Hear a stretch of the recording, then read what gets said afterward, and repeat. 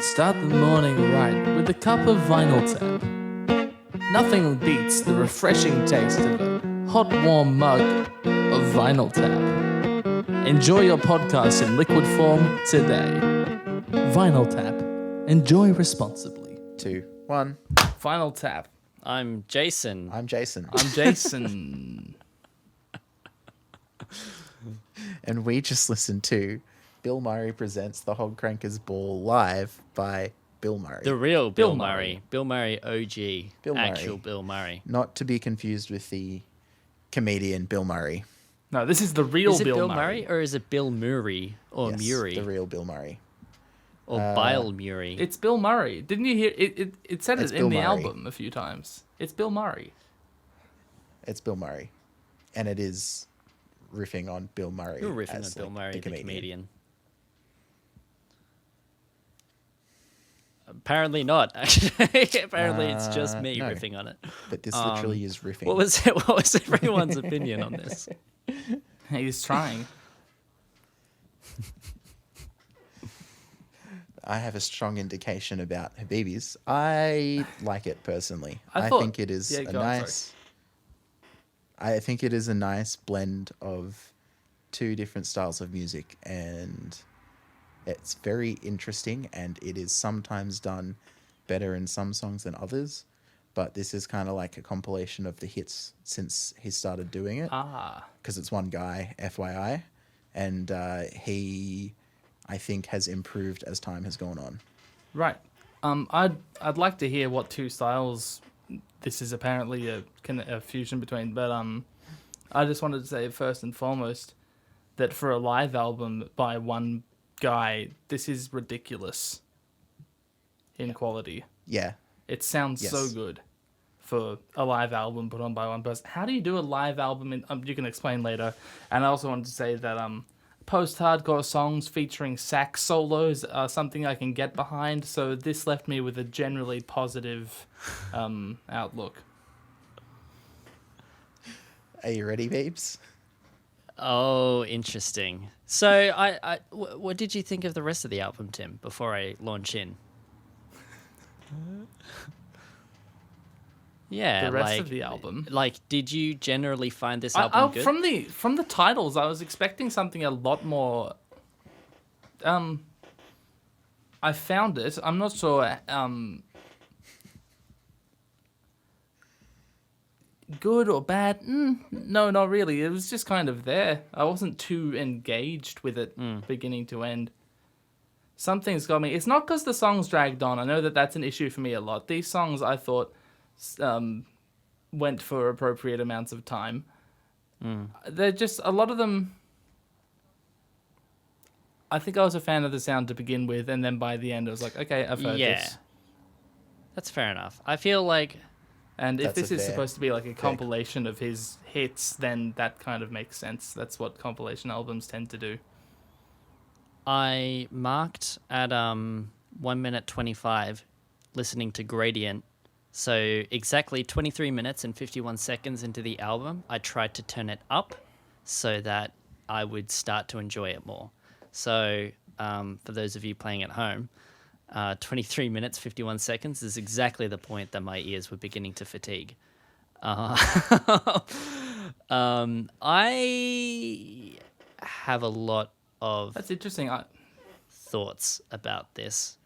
I feel like instrumentally and texturally, it's an awesome fusion. It's a fucking great fusion. Like it's like hardcore, kind of heavy sound mixed with pop, and that instrumentally was fucking sweet. Vocally, it's a disaster. It's a clusterfuck. It is only hits in like a couple of points and is otherwise just god awfully fucked. Everything about it, like tonally and melodically, which are kind of the only two things you need to do vocally, it's fucked. They fucked it. He fucked it. Yeah. That's my hot take. Wow. Okay.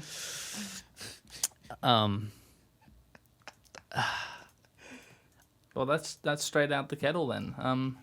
Yeah. I mean, I can It's go not as into bad it, as I but thought it was gonna be. that's my initial. Thought That's the my initial vocals- take. So you thought that the vocal deliveries weren't good. You didn't like the vocal deliveries. Not really. And the thing about it was that I felt like instrumentally we had this really nice, good fusion of a pop sound and like hardcore sound. And vocally, it didn't do that. It just stuck purely in this kind of safe mix between like hardcore or occasionally like early 2000s whiny like emo rock sound. And I felt like it really clashed with like it felt like vocally it wasn't following the same idea that was promised by what was happening instrumentally. And for an example of where I think they really Before sorry, go on. we dive deeper into that, for some context, his last name's Frank. What's his first name? Johnny Frank Johnny. is his name. Johnny is the dude's name.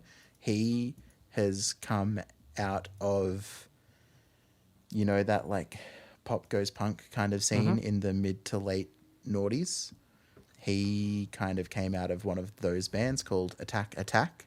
So I've it's heard of them. interesting to me that you have made a comparison, because what you're pointing at is like the musical background that And he that's comes exactly sort of how it sounded. And it was so frustrating because I feel, where is it? He does it in,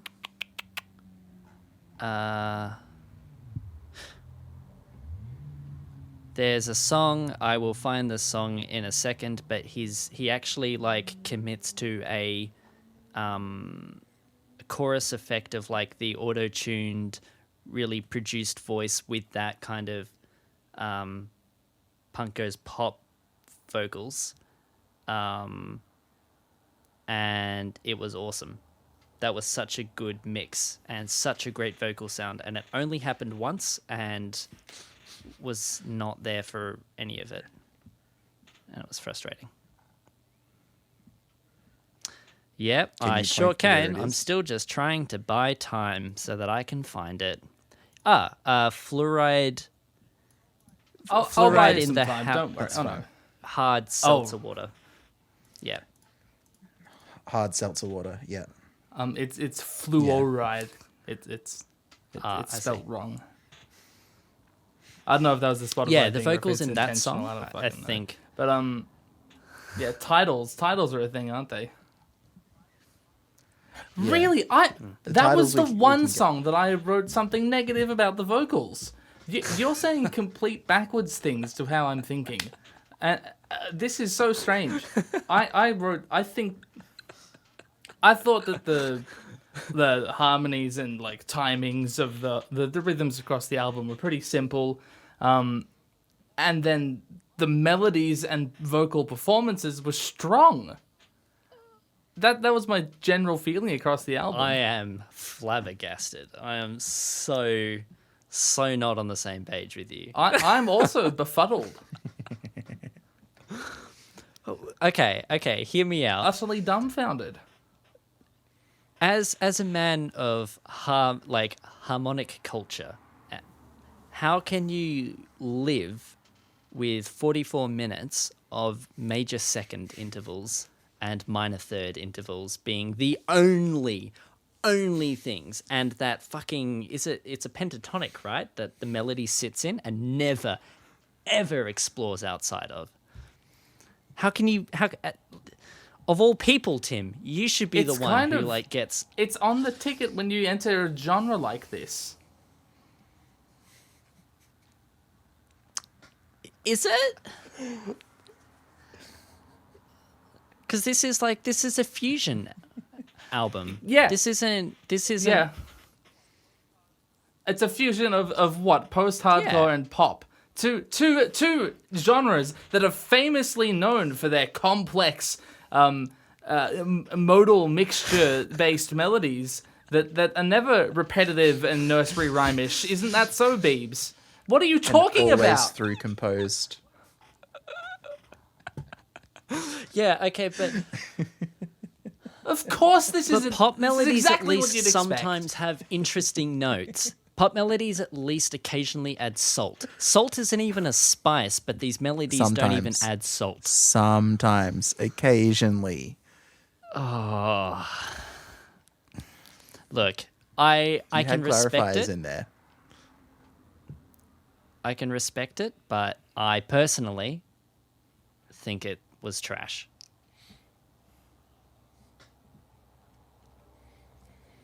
I thought the guy was a really good singer. Yeah, I agree with Tim. I could hear. I'm pretty Unsurprisingly. sure I could hear him approaching the microphone sometimes because this is live, right? So he'll be like Yes. playing, and then I need to sing now, and come back to the microphone, and you can hear him getting closer. I There's thought that was the one definitely- issue I had with his vocals. The lower harmony in "Fluoride in the Hard Seltzer Water" felt really forward to me, and like it didn't quite belong in the mix. That's all that I wrote about that. But man, the screaming and the breakdowns is fucking incredible. Yeah, knowing the non-live versions of these, there are some like mixing things that don't work as well in these versions as they do in the like produced released versions. But like Tim touched on at the beginning, like the competence of doing this as a live thing is insane. It's ridiculous. So I at I'm times not thought that there was 100 some kind of trick going on concerning how this was a live album. I thought there's no way that this is live because of some of the So- production elements.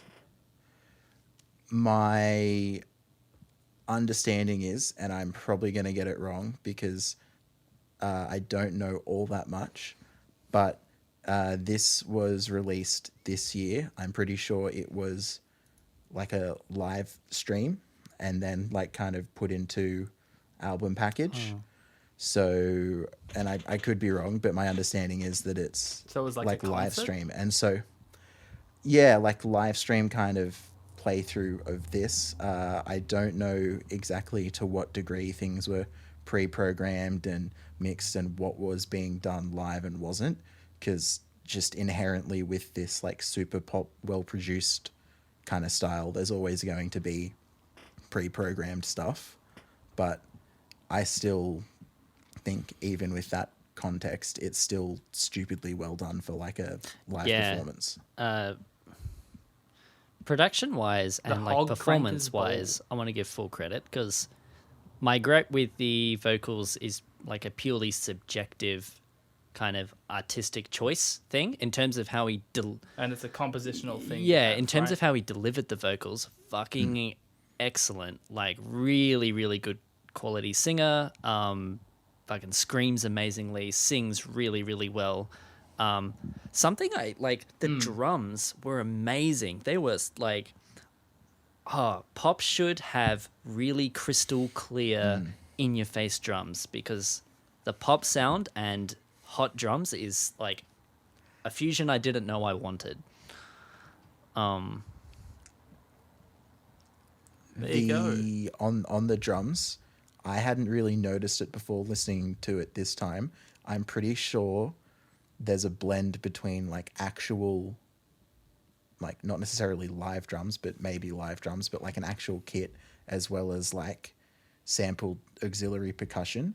And I only think I noticed that because I was listening for it, but like the way that it's blended between the two to get the contrast in different sections where you've got, the like leaning into the post-core kind of side of things versus when you're leaning into the pop side of things, it's not jarring the way that he does it to move between. And sometimes I think there's both going at the same time because you touched on it earlier, Beebs. The use of like texture in amongst all of this is phenomenal. And again, I'm very biased in that regard, but pretty much every single verse, there's at least something different when it's the same verse again. And when it's a chorus, there's a different texture or something different is added or taken away so that it's not just the same. And also structurally, these things are like, some of them are like verse chorus, but a bunch of them are all over the place because of like breakdowns and post choruses and weird structural things that you get in like post-core that are being incorporated into like a more pop context, which is like just super The refreshing pop to hear sound as well. effects used in other genres is such a great, like, it's such a great use of the pop genre and where it's at the moment. Like, you know, getting the trap beat and like the fucking the pan flute and woodblock samples that fun. normally really grind my gears because they're used I in love them. exactly the same way. They were like Life is Good with the saxophone solo. There was like the pan flute, woodblock, and saxophone. And the pan flutes. And it was just like yay. the ultimate unholy trinity. And it was, I don't know, like I hated it, but it was also refreshing because they were like, it's combining all these different elements into a genre that, I don't know, like it just, it's refreshing to hear pop get used in a way that's, I don't know, convincing and fun. Well, these are all like really fresh, bright, poppy elements. I mean poppy not in like the adjective of the genre pop. I mean like it pops. That like what the word pop means. These elements are those things, and post-hardcore is a genre that's typically quite a grind. It's you know, dirgy and downtrodden, and introducing those elements is such a great point of contrast. It's like a lovely meal. I came to terms with our dispute about the vocals. I think that his deliveries distracted me from how boring the melodies were. Yeah, and this is yeah. And also the textural activity that was also going on. There was just enough drawing my attention that I didn't pay too much mind to the vocal And that's composition. I There you went through go. the 7 my stages of grief, Wow, that's insane. like listening to this album, because at first I was shocked. Did you invent 2 more stages I don't know how of many grief? stages of grief there are, but anyway, I essentially was shocked and I experienced true anger, like actual anger, and I was yelling to like let it out. And then I like started making excuses, and then I like experienced acceptance, and I was and like, you know, happiness and calm. Essentially, I figured like I don't know if it would be good if the melodies were any more complicated, because like you say, there is already so much going on. You want a really simple melody, and also I didn't listen to any of the lyrics, and maybe it's nice if you've got shouty, angry lyrics that you have a simple melody to catch on to. I wanted to bring something up that I consider as kind of like a tonal clash in the presentation of this piece, where it's called the Hog Cranker's Ball, and the songs have titles like Midwest Lawn Care Dads Who Like to Smash Brews and Post-Almond Clarity, which is hilarious. I love these names. But like the actual content of the songs doesn't match with these names as far as I'm concerned. It matches with the branding of Yeah. Bilmuri as an artist, though. He is like very much on social media as like the meme lord. Okay. Very Well, then funny, piss taking, not I taking find himself that seriously. the branding disagrees with the content of the songs. Lyrically, I mean, there's the Shrek one, of course, you get Shreked. But then I don't think there's too much that doesn't take itself seriously. I don't think there's too much lighthearted whimsy, you know, haha, this is all just a hee hoo hoo. No, I feel like, you know, most of what's going on here is serious, at least tonally. I'm not sure about lyrically. But I thought that was a strange dissonance in the presentation. Look, What are your thoughts on this, Habibi? called out much. I feel like I kind of agree. I sort of disagree. I don't know. I can see what you're saying. I'm just going to make this my argument because it's the thing that's coming up. I feel like if he leaned into making his lyrics, like if he produced his vocals in a pop way, so maybe adding a little bit of more auto-tune occasionally as like a feature, or, you know, chorusing it with an auto-tuned voice so that you get that kind of almost hyper-pop vocal experience combined with the post-core vocals, then it would really suit that kind of, I don't know, meme brand, the not take itself too seriously. But I really feel like the vocals are so serious and heavy and in genre, and they're kind of the main... They're one of the main focal points. So I agree. Like I wrote, where was it? One of these songs, the only thing I wrote was, I hate these song names. Oh, Post-Almond Clarity. I hate these song names. What? No. Look, it's funny, No, that's but hilarious. again, like it was just tonally, like you say, not sitting with me, and I was already in a bad mood. So, Right, and then you get completely straight-faced names like Gradient and Drone, and it's like, what? I don't see the cohesion.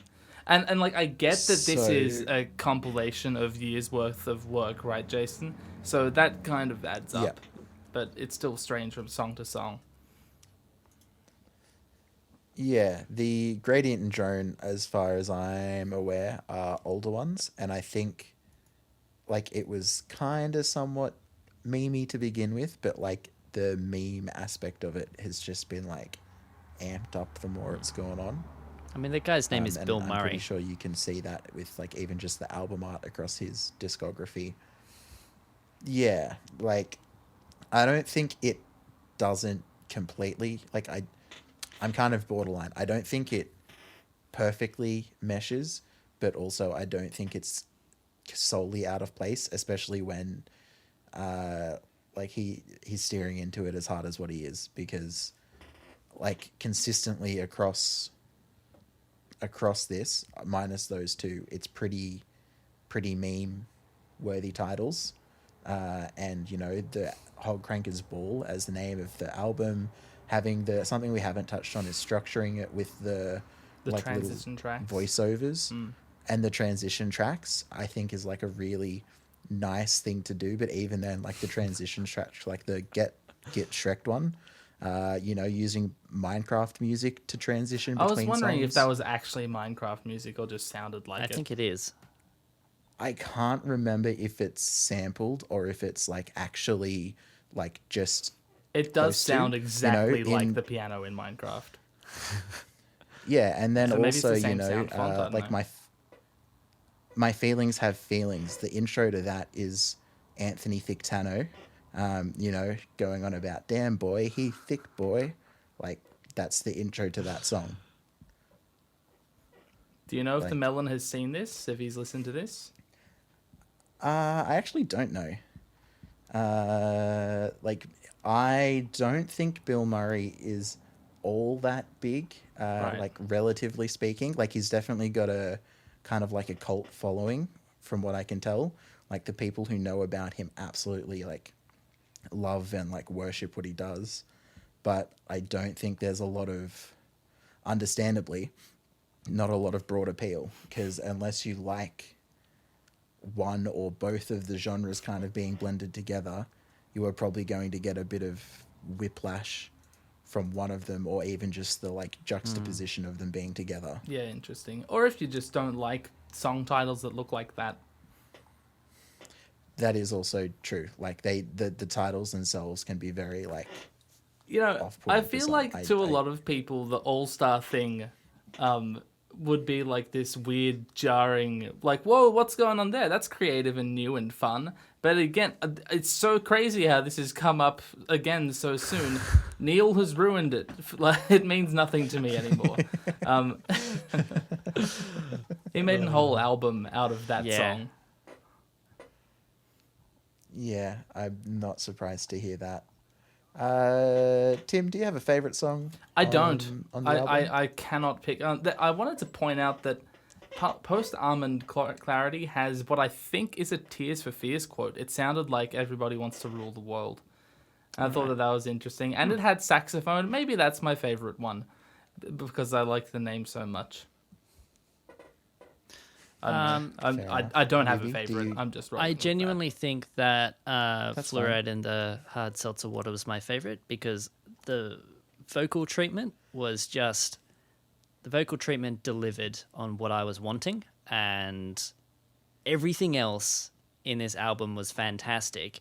Just the vocals irked me, and that song hit it. And I just wish there was just some more of those, like that style. It didn't have to be the whole album, just a few more songs like that. But yeah, Fluoride in the Hard Seltzer Water for me. Right. Jason? I also Fluoride in the Hard Seltzer Water. It's just, Tim, you seem so shocked. for me, the most precise with all the different textures. Well, I don't know the songs. Just in terms of the way that it really, like, it kind of slow builds, but like back and forth slow builds, and then it does the typical, like, thinnest texture before the largest texture, where you get the big fat breakdown with the screaming. Okay. So you just described it as typical. Why is that a point in its favor? Because of the way that it does it, it's not jarringly obvious like it normally is.